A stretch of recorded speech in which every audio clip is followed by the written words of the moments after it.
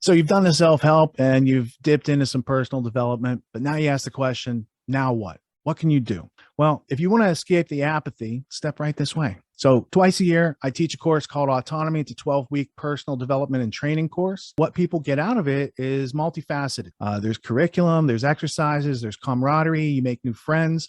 There's a whole lot of interesting things. We're going to hear a sample from the course right now, and let's take a look at the value these students are getting. Let's say you want to run for office, and to run for office, you're going to need your own personal media platform.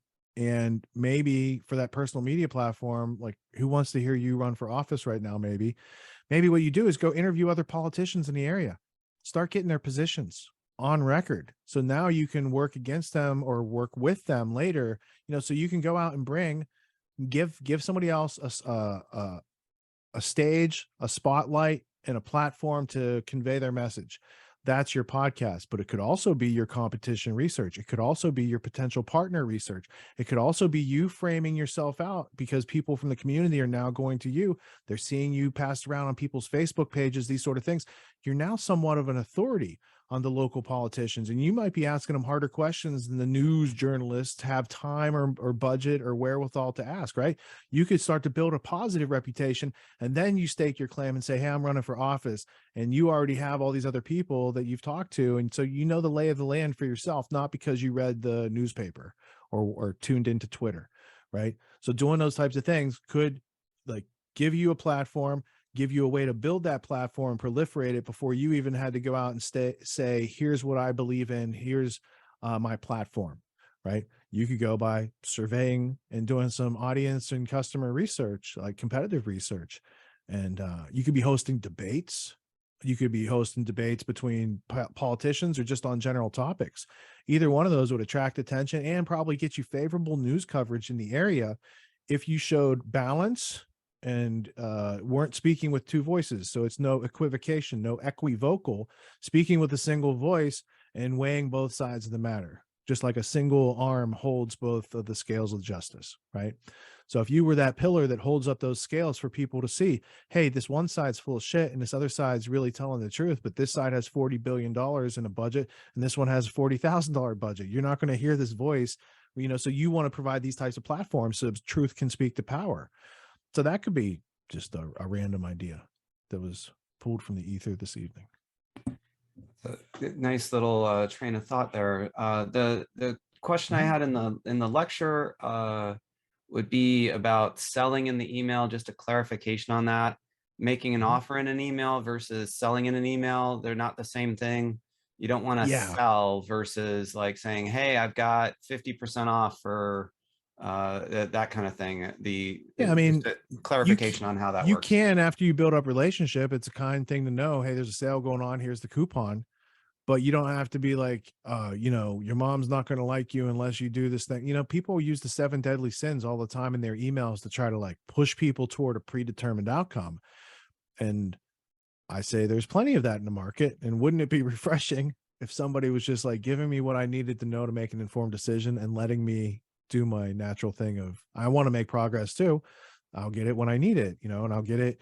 Now, if you tell me it's half off today and it's going to be more expensive, then I'm probably going to incorporate that into my actions today. That's praxeology of it, right? But you don't have to sell.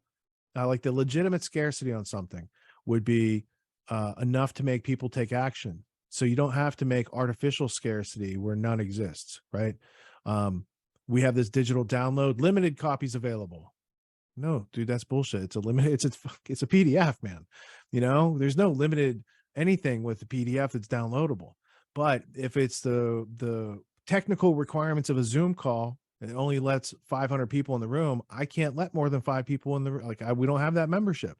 So if there's legitimate scarcity someplace, if we have a deal and we're kicking off the ship or the plane leaves on January 1st, January 2nd, your ticket's no good. You can't buy the thing. We already left. We already started on this thing. So the deadline, the scarcity of buy it before the 1st would be legitimate. Legitimate scarcity is good to use, and it directs people in an informed consent type of way toward making a decision in a timely manner where they might save money and or time or attention. But the other things that people do, you can go to some of these pages like, okay, let's go back. Established titles used to be a thing. and you go to the landing page, and every time it's like you have 30 minutes to make this decision. But every time you go back, like it's not even like keeping a track that you've been to the site before or whatever. It's like it's just a gimmick that they're using to force people into not asking, is there really land behind these titles? Do I really get the title? Can I put it in front of my name? Is any of this true? They don't give people time to do due diligence with techniques like that, and that's on purpose. Because if you did a couple Google searches and you're like, oh wow, that's not a thing, and let me save the money and not embarrass myself for Christmas, or now with this nifty narrative and the story that goes with it, it might be even worth more than they sold it to you for. I don't know. But so the artificial scarcity and things like that are not necessary, like legitimate scarcity, good, artificial scarcity, bad, cringeworthy. Does that make sense? Yeah, that makes sense. And it's just, and don't sell all the time. It's pow, pow, pow, right hook. Yeah. I mean, your offer, like if you're at like a farmer's market and you got to stand there, you can have a sign that says corn for sale, but every person that comes up to talk to you, you don't have to say corn for sale. You say, hey, how you doing? So they know corn, you got corn and you got a sign that says corn. They get that you have corn for sale. They want to find out what you feed your soil. And what's your process, and are you using GMO corn, or, oh, you got heirloom seeds, how'd you get those? Oh, I know that guy too, he has good seeds, right? These whole sort of things, that rapport means they're buying corn here and not at the place where the other people can't answer those questions because they bought it from some truck that came in from out of town for bargain price. And the difference is the quality of our food, therefore the quality of our bodies. So knowing how to take people through those questions and answers and let your offer be known without trying to sell them something. Buy my product. That's not the way to go through life. All right. Thank you.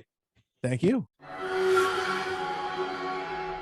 Everyone's doing some kind of self-help these days, and you can find a million self-help courses out there. Most other courses out there are hosting lectures. They're hosting videos. They're maybe even doing Q&As. And these are great starting points to encourage learning. But at AUTONOMY, we believe that hands-on practice is the best way to really lock in what we're learning. There's no better way to gain confidence and mastery than through action. After each lecture, we practice the concepts we've learned with other students, giving and receiving feedback in a non-judgmental environment. The result is mastery of concepts like entrepreneurship, ethical sales, and self-reliance in an environment that directly translates to the real world. Plus, you make connections with other like-minded individuals who are learning right alongside you, and you have a lifetime membership in the community. The AUTONOMY course with Richard Grove equips you with confidence, competence, and courage in a world filled with confusion and noise. You can learn more at getautonomy.info. We'll see you there.